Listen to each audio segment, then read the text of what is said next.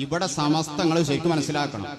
സമസ്ത കേരള ജമിയത്തുലോ മുല്ലക്കോയത്തങ്ങൾ ഉണ്ടാക്കിയ സമസ്തക്ക് ചെറിയ ഒരു പാളിച്ച വന്ന സമയത്ത് ഈ കേരളത്തിലെ സുന്നത്ത് ജമാഅത്തിന്റെ രംഗം ശക്തമായിട്ട് അതിന് ചുക്കാൻ പിടിച്ച് AP ഉസ്താദിന് അന്നും ഇന്നും ആ ഒരു വഴിയിൽ നിയന്ത്രണം കൊണ്ട് നടത്തിയത് ബഹുമാനപ്പെട്ട ശൈഖുന മടവൂർ ഖദ്ദസല്ലാഹു സിർറഹുൽ അദീം.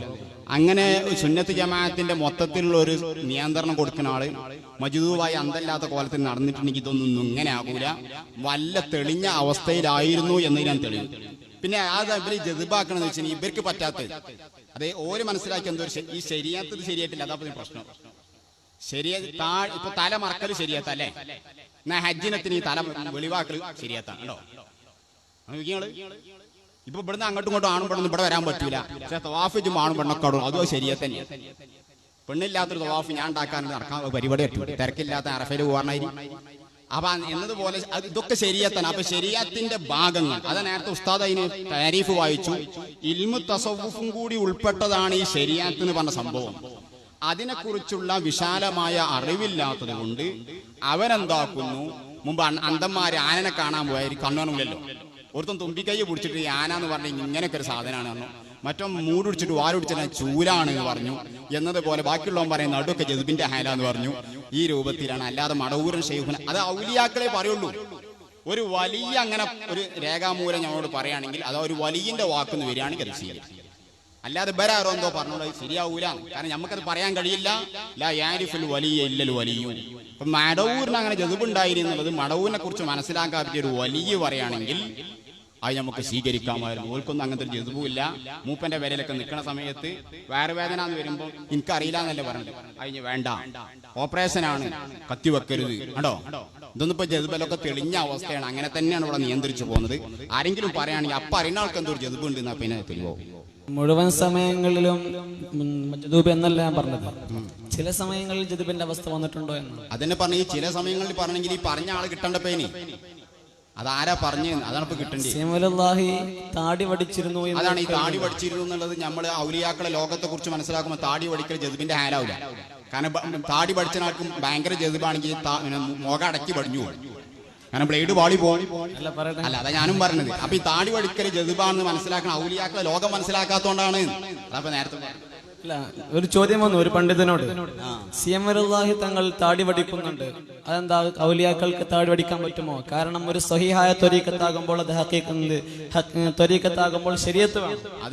അപ്പോ അത് ശരീഅത്തിനെതിരെയല്ലേ എന്ന് ചോദ്യം ഉണ്ടായിരുന്നു. അതിന് മറുപടി കൊടുത്തത് അത് മജ്ദൂബിന്റെ ഹാലാകാം എന്നായിരുന്നു. അതിനിപ്പോ ഞാനിപ്പോ പറഞ്ഞത് അങ്ങനെ കുറെ ഉസ്താദിന്റെ ഉപ്പ ഒരുപാട് കാര്യം ശൈഖുന മടവൂരുമായി ബന്ധപ്പെട്ട അവര് കൃത്യമായിട്ട് എന്നെ പറഞ്ഞിട്ടുണ്ട്, എനിക്ക് ജദ്ബ് ഉണ്ടായിട്ടേ ഇല്ല. അപ്പോ അത് ഓരോ കാലത്ത് ഓരോ വിഷയങ്ങളും അങ്ങനെ മനസ്സിലാക്കുക. പിന്നെ ഖിദർ നബി കുട്ടിനെ കൊന്നല്ലോ, ആ ജദ്ബിന്റെ ഹാലിലൊന്നല്ല, അതിന്റെ ഉള്ളിൽ വേറെ രഹസ്യം ഉണ്ട്, അതുപോലെ അറിഞ്ഞിട്ടാണ്. അപ്പൊ ആ രഹസ്യം ഇവിടെ ഉണ്ടാവും. അത് അൽ മിനനുൽ കുബ്ര തബഖാത്ത് പിന്നെ ഇവരെ ഷെഹ്റാനി ഇമാമിന്റെ അതിൽ താടി വടിക്കൽ തന്നെ ഉദാഹരണം എടുത്ത് പറഞ്ഞിട്ടുണ്ട്. അത് ചില വിറുദിലും ചില ദിക്റിലും അല്ലെങ്കിൽ അവരെ ചില അവസ്ഥയിലൊക്കെ ചിലപ്പോൾ കപ്പലൊന്ന് കേടെടുത്തൊക്കെ വേണ്ടി വരും, ഇവരെ താളോ അങ്ങനെ പല കാര്യങ്ങളുണ്ടോ. അപ്പൊ അത് മനസ്സിലാക്കാത്ത ഒരാൾ അതിനെ കുറിച്ച് പറയാൻ പോകരുത്. നമ്മളൊക്കെ ജദ്ബിന്റെ അല്ല എന്നാണ് പറയും. ഇപ്പൊ മമ്പറന്നങ്ങൾ ജദ്ബിന്റെ അല്ല എന്നാ ലാസ്റ്റ് പറഞ്ഞു. അപ്പൊ അത്തരം പൊട്ടത്തരങ്ങൾക്ക് പോകരുത് എന്നാണ് പറയാനുള്ളത്. എന്തേ ലോറി പോവാണ്, അടക്ക് ലോറി അതിലങ്ങ് പോയിക്കോളൂ. നിങ്ങൾ ചോദിക്കാണ്ട് കഴിഞ്ഞല്ലോ. താടി വടിക്കുന്നതിനെ കുറിച്ച് അങ്ങനെയല്ല, താടി ഞമ്മക്ക് വലിക്കാൻ പാടില്ല തീർച്ചയായും. പക്ഷെ ഒരു കുട്ടിനെ കൊല്ലാൻ പാടുണ്ടോ നിങ്ങളോട് ചോദിച്ചാൽ ഞാൻ പാടില്ല എന്നേ പറയൂ. അപ്പൊ ഖിദർ നബി കൊന്നില്ല ചോദിച്ചാൽ അതിന് വേറെ രഹസ്യം ഉണ്ടായിരുന്നു. ആ ഒരു അവസ്ഥയിൽ അവരെ വൈക്കാണല്ലോ. ബഹുമാനപ്പെട്ട കാന്തപുരം ഉസ്താദ് എന്നോട് പറഞ്ഞിട്ടുണ്ട്, ഞാൻ ഒരിക്കൽ CM വലുല്ലാനെ കാണാൻ പോയപ്പോ അവർ വലിയ നിസ്കാരം ദിക്റുകളൊക്കെയാണ്. അപ്പൊ ഉസ്താദ് പറഞ്ഞു ഞങ്ങളെ പോലെ തന്നെ ആകട്ടെ എന്ന് CM-നോട് ഞാൻ ചോദിച്ചു.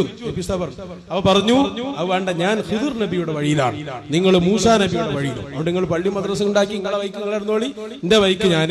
അപ്പൊ ഖിദർ നബിയുടെ വഴിയിലാവുമ്പോ അവർക്ക് ചില സമയത്ത് അതിന്റെ രഹസ്യങ്ങൾ ഉണ്ടാകും. അത് വിലായത്തുള്ള ആളുകൾക്ക് അത് പറയാനാകും. ജദ്ബ് എന്ന് പറഞ്ഞിട്ട് യാതൊരു കാര്യവും അതിലില്ല. പിന്നെ ഖുതുബുൽ ആലമിന്റെ മേലെ ഒരു സംഭവം കേട്ടിട്ടുണ്ട്.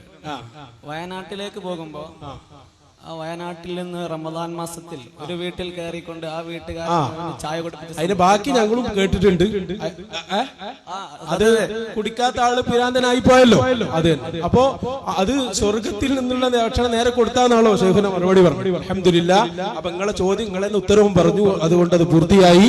ഷെയ്ഖുനാക്ക് അങ്ങനെ ജദ്ബ് ഉണ്ടായിട്ടില്ല. ആള് നല്ല മനസ്സിൽ ചോദിച്ചാണെങ്കിൽ ആരെങ്കിലും ഉണ്ടെങ്കിൽ വേഗം ചോദിക്കും. നേരം 11 അതെ. അപ്പൊ അങ്ങനെ ഒരു വലിയ പറഞ്ഞുകൊണ്ട് നോമ്പ് മുറിഞ്ഞാൽ മടക്കേണ്ടതല്ലേ? മടക്കൽ നിർബന്ധമല്ലേ?